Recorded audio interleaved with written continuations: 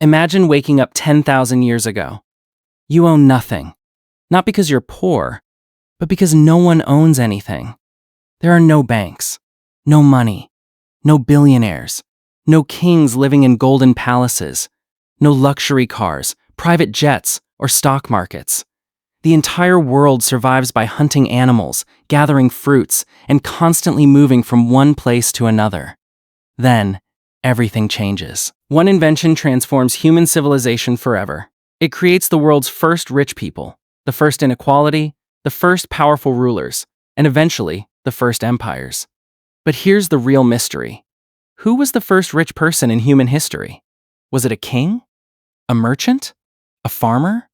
Or someone whose name has been forgotten forever? To answer that question, we need to travel back thousands of years, to a time before wealth even existed.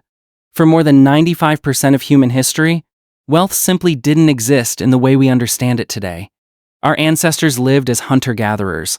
Small groups of families wandered through forests, grasslands, and river valleys searching for food. They hunted animals, caught fish, and collected wild plants. Life was difficult. Food was uncertain. Every day was about survival. But surprisingly, there was very little economic inequality.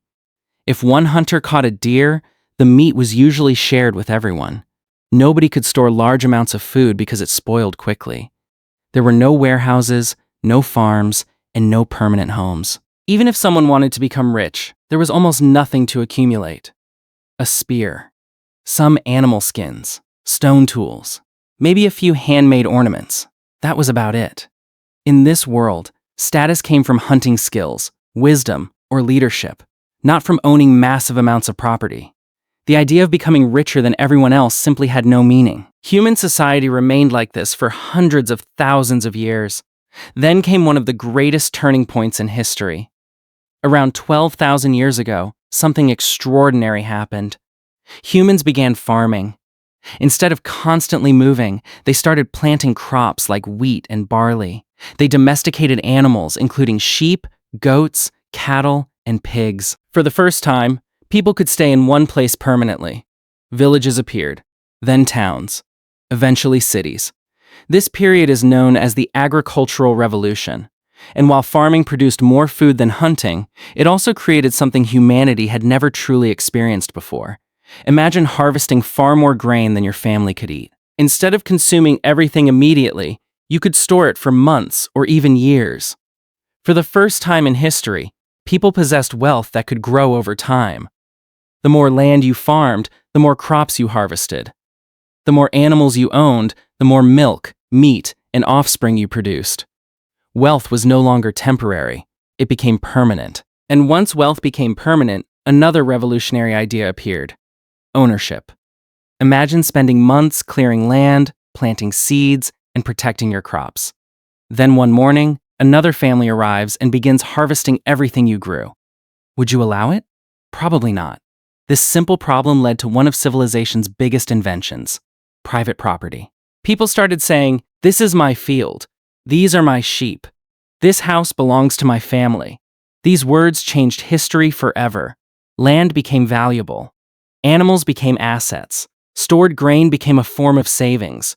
Families began passing wealth to their children. For the first time, some people accumulated much more than others, and that created inequality. While one family owned hundreds of animals, another owned only a few. While one village leader controlled enormous farmland, ordinary farmers worked much smaller plots. The gap between rich and poor had begun. But protecting wealth required something else: power. Owning valuable property attracts attention. If your neighbor has 10 sheep while you have one, stealing suddenly becomes tempting. As villages expanded, conflicts became more common. Communities needed leaders, warriors, rules, eventually governments. Power and wealth became inseparable. Those who controlled land often controlled people. Those who controlled food controlled survival. Leaders began collecting grain as taxes. Farmers paid part of every harvest. In return, rulers offered protection against enemies and organized irrigation systems. Over time, these leaders accumulated enormous stores of grain, livestock, precious stones, and labor. Although coins had not yet been invented, they possessed incredible economic power. In many ways, They were the world's earliest millionaires, not measured in dollars, but in food, land, and people. As agriculture spread across the Fertile Crescent, settlements grew larger than ever before. Places like Jericho, Çatalhöyük, and later the great cities of Mesopotamia became centers of trade and innovation. Thousands of people lived together. Different professions emerged. Some became farmers. Others became potters, blacksmiths, builders, priests, merchants. Because not everyone produced food anymore, trade became essential. Farmers exchanged grain for pottery. Craftsmen traded tools for livestock. Merchants carried goods between distant cities. The economy was becoming increasingly complex, and complexity creates opportunity. Some individuals became far wealthier than ordinary farmers simply by controlling trade routes or managing valuable resources. Wealth was no longer limited to agriculture. Commerce had arrived. As trade expanded, people faced a new challenge. How do you remember who owes what? How do you count thousands of sacks of grain? How do you manage taxes collected from hundreds of farms? The answer was revolutionary: writing. Many historians believe one of the earliest reasons writing developed in ancient Mesopotamia wasn't literature or storytelling. It was accounting. Clay tablets recorded grain deliveries, livestock ownership, taxes, business transactions, loans, contracts. For the first time, wealth could be documented. Governments could measure assets. Merchants could record profits. Property could legally change hands. This transformed wealth from something physical into something organized. Civilization itself became an economic system. But here's something fascinating. We don't actually know the identity of the very first rich person. History simply doesn't preserve their name. Long before written records existed, wealthy landowners, successful farmers, and powerful tribal chiefs almost certainly accumulated enormous resources. Their names disappeared with time. But by around 3000 BCE, history begins giving us clues. In Mesopotamia and ancient Egypt, rulers controlled thousands of workers. Temples owned vast farmland. Priests managed enormous food reserves. Merchants transported luxury goods across hundreds of miles. Some individuals possessed more wealth than entire villages. These weren't billionaires, but relative to their societies, they were unimaginably rich. Their fortunes shaped politics, religion, and the rise of civilization itself. Yet among all these early wealthy figures, one civilization would soon produce rulers whose riches became legendary. Their gold dazzled the ancient world. Their palaces inspired awe. Their treasures became symbols of absolute power. And eventually, history would record the names of some of the earliest wealthy individuals we can actually identify. So, the first rich person in human history wasn't created by money. They were created by agriculture. Before farming, wealth barely existed. After farming, land became power. Food became currency. Property became inheritance. And inequality became part of civilization. But the story is only beginning, because soon, wealth would no longer be measured only in grain and livestock. Gold, silver, precious gems, and international trade would transform a handful of rulers and merchants into legends whose fortunes echoed across history. By around 3000 BCE, human civilization had entered a completely new era. Cities were growing larger. Trade routes stretched across deserts and seas. Governments collected taxes.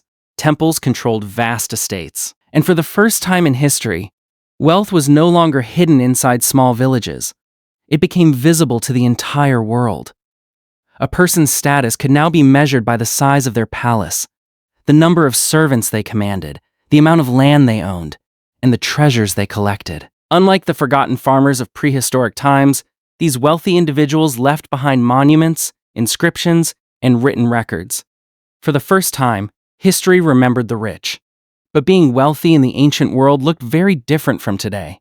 There were no bank accounts, no stock portfolios, no multinational corporations. Instead, riches were measured in land, grain, livestock, gold, silver, and above all, people. Owning thousands of workers or soldiers was considered one of the greatest forms of wealth imaginable.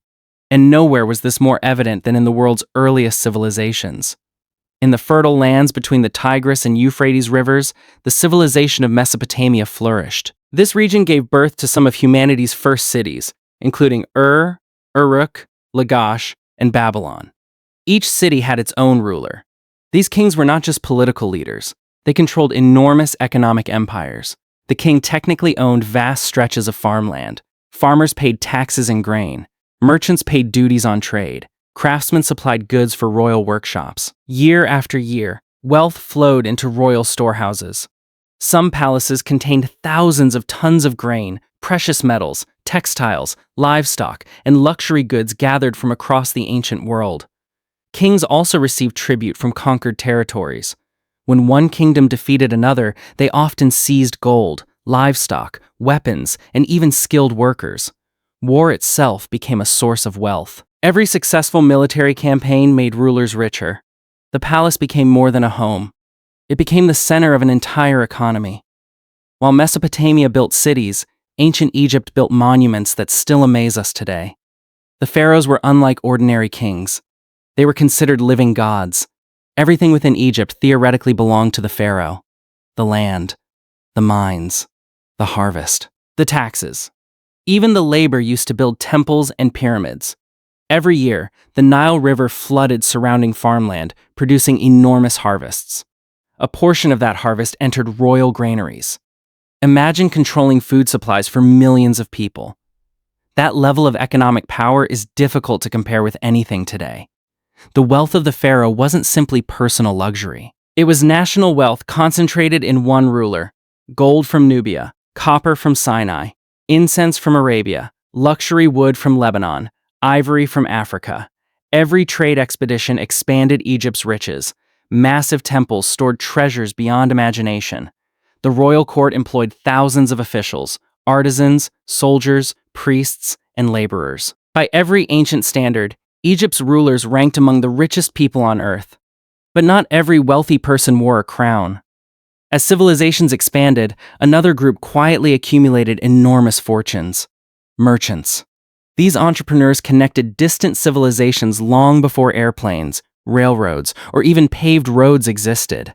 A merchant might purchase tin from Central Asia, copper from Cyprus, lapis lazuli from Afghanistan, spices from India, timber from Lebanon, then sell those goods hundreds or even thousands of kilometers away for enormous profits. Trade was dangerous. Bandits attacked caravans. Storms destroyed ships. Political conflicts closed trade routes overnight. But the rewards were extraordinary. Successful merchants became some of the wealthiest private individuals in the ancient world. Unlike kings, they created wealth through commerce rather than conquest. In many ways, they were the ancestors of today's global business leaders. For thousands of years, trade relied on barter. A farmer exchanged grain for pottery. A shepherd traded sheep for tools. But barter had obvious limitations. What if the potter didn't need grain? What if the shepherd wanted cloth instead? Civilizations experimented with standardized forms of value. Silver by weight became common in Mesopotamia. Grain could serve as payment. Eventually, around the 7th century BCE, one invention changed economic history forever: coins. For the first time, wealth became portable. Instead of transporting livestock or sacks of grain, a person could carry tremendous value inside a small pouch. This innovation dramatically accelerated trade. Business expanded faster than ever before, and one kingdom became famous for mastering this new financial system. Its ruler would become one of history's most legendary wealthy men. If you've ever heard the expression rich as Croesus, you've encountered one of history's earliest financial legends. Croesus ruled the kingdom of Lydia in western Anatolia during the 6th century BCE. Unlike many earlier rulers, his wealth was so extraordinary that ancient historians recorded it in remarkable detail. Lydia possessed something incredibly valuable: gold. The Pactolus River carried natural deposits of gold, giving the kingdom access to enormous precious metal resources. Croesus expanded mining operations and perfected the minting of standardized gold and silver coins. This transformed Lydia into one of the wealthiest economies of the ancient world. Merchants trusted Lydian coins. Trade flourished. Taxes increased. Royal wealth exploded. Croesus built magnificent palaces. He funded impressive temples. Foreign rulers sought alliances with him. Travelers from across the Mediterranean spoke of his unimaginable riches. Even centuries later, Greek writers continued using his name as the ultimate symbol of wealth. Although he certainly wasn't the first rich person in history, Croesus became perhaps the first individual whose personal fortune became internationally famous. In many ways, he was the world's first celebrity billionaire, at least by ancient standards. But here's an important lesson. Gold alone did not create lasting wealth. Some kings possessed mountains of treasure yet lost everything through poor decisions. Croesus himself eventually declared war against the growing Persian Empire. It proved to be a catastrophic mistake. The Persian king Cyrus the Great defeated Lydia. Croesus lost his kingdom, his palace, his treasures, his power. His story became a timeless reminder that wealth without wisdom can disappear almost overnight. History repeats this lesson again and again. Fortunes rise, fortunes fall. Companies dominate industries before collapsing. Empires conquer continents before fading away. The richest people of one generation are often forgotten by the next. True wealth has always depended not only on acquiring resources, but on protecting and managing them wisely. At this point, you might still be wondering, who deserves the title of the first rich person in history? The honest answer is, we don't know. The very first wealthy individual almost certainly lived before writing was invented. Their name vanished thousands of years ago. But history allows us to identify categories of the earliest rich people. The first wealthy farmers accumulated surplus harvests. The first major landowners controlled fertile fields. The first tribal chiefs commanded resources and labor. The first kings collected taxes. The first merchants built fortunes through long-distance trade. And later, rulers like Croesus became the first globally famous symbols of immense personal wealth. The idea of wealth itself evolved over thousands of years. It wasn't invented overnight. It grew alongside civilization. By now, wealth had transformed from stored grain into gold, international trade, taxation, and political power. Ancient rulers commanded fortunes that ordinary people could barely imagine. Yet compared to today's billionaires, even the richest kings of the ancient world lived in a completely different economic universe. How would Croesus, the pharaohs, or the kings of Mesopotamia compare to modern business titans like Elon Musk, Jeff Bezos, or Bernard Arnault? Could any ancient ruler actually rival today's richest people? And what does the journey from grain fields to trillion-dollar economies reveal about the future of wealth itself? Imagine introducing King Croesus to the modern world. The ruler whose name became synonymous with unimaginable wealth would stand in the middle of New York, London, or Dubai and see skyscrapers reaching into the clouds, airplanes crossing the sky, cargo ships carrying millions of products, and companies worth more money than entire ancient empires. At first glance, it might seem that modern billionaires are simply richer versions of ancient kings. But the truth is much more fascinating. Ancient wealth and modern wealth are built on completely different foundations. Thousands of years ago, wealth meant controlling physical resources. The richest people owned farmland, livestock, gold, silver, palaces, and thousands of workers. Their power came from direct ownership of land and people. The larger their kingdom, the greater their fortune. Today, the world's richest individuals often own very little physical land compared to ancient rulers. Instead, they own ideas, technology, brands, patents, software, factories, global companies.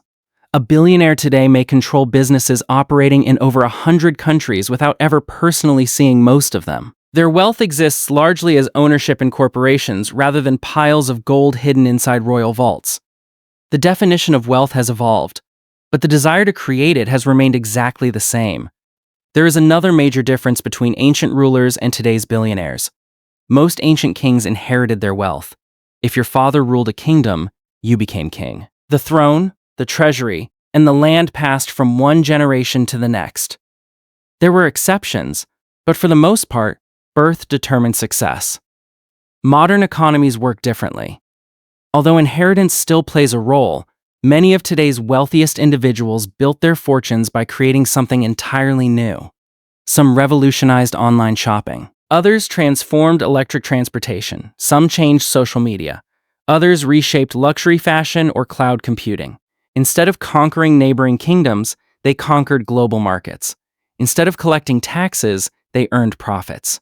Instead of commanding armies, they led companies filled with engineers, designers, scientists, and entrepreneurs. Innovation became the new source of power. If grain created the first fortunes, and gold created the first famous fortunes, then information has created the greatest fortunes in modern history. Think about it. A software company can be worth hundreds of billions of dollars even though its main product exists only as computer code. A search engine processes billions of questions every day without producing a single physical object. Streaming platforms distribute movies worldwide without printing DVDs. Artificial intelligence systems can generate text, images, music, and software in seconds. Human civilization has moved from agricultural wealth to industrial wealth to digital wealth. This transformation happened astonishingly fast. Just 200 years ago, most people still worked on farms. Today, data has become one of the most valuable resources on Earth. The world's economy is no longer driven only by physical goods.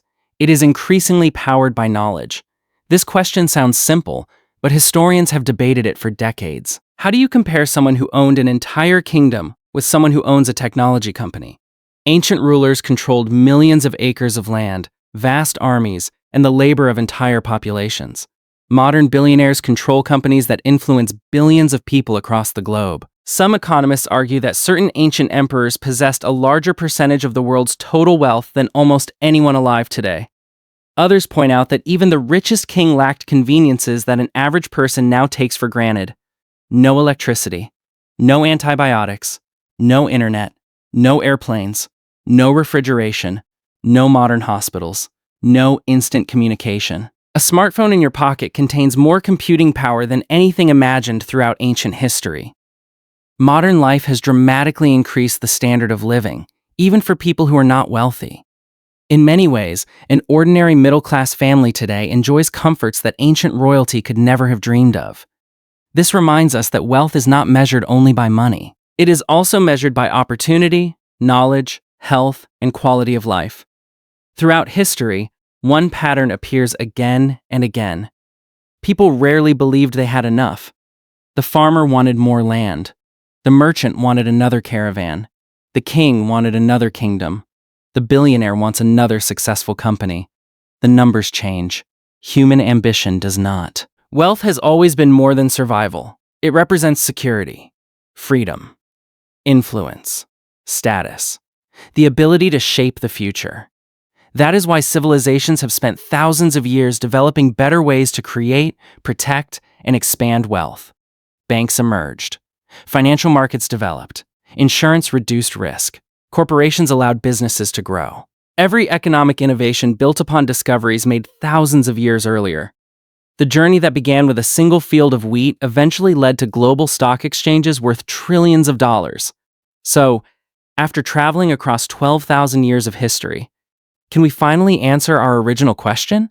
Who was the first rich person in human history? The surprising answer is that there may never be a single name. The first wealthy individual likely lived long before writing existed. History forgot that person's identity. But history did preserve something even more important: the process. We now understand how wealth was born. It began when humans stopped wandering. It grew when agriculture created food surplus. It expanded through private property. It accelerated with trade. It multiplied through money. It flourished with kingdoms and empires. It transformed through industry. And today, it continues evolving through technology and innovation. The story of wealth is not really about one person. It is the story of civilization itself. Every billionaire alive today is part of a story that began thousands of years ago. The first farmer who harvested more grain than his family could eat. The first merchant who crossed dangerous deserts to trade valuable goods. The first king who collected taxes. The first craftsman who specialized in a single skill. Each of them helped build the economic world we now live in. Money changed. Technology changed. Civilizations changed. But one idea remained constant. Human beings have always searched for ways to create a better future by producing more than they consume. That simple idea built villages, then cities, then nations, and eventually the global economy. So perhaps the most important question isn't, who was the first rich person? Perhaps the better question is, what created wealth in the first place? And the answer is surprisingly timeless. Not gold, not money, not even kings. It was human creativity, cooperation, innovation, and the willingness to build something that lasted beyond a single lifetime. That is the true origin of wealth.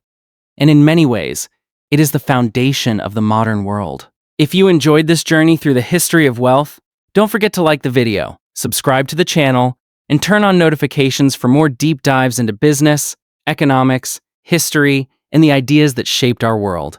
Thanks for watching, and I'll see you in the next documentary.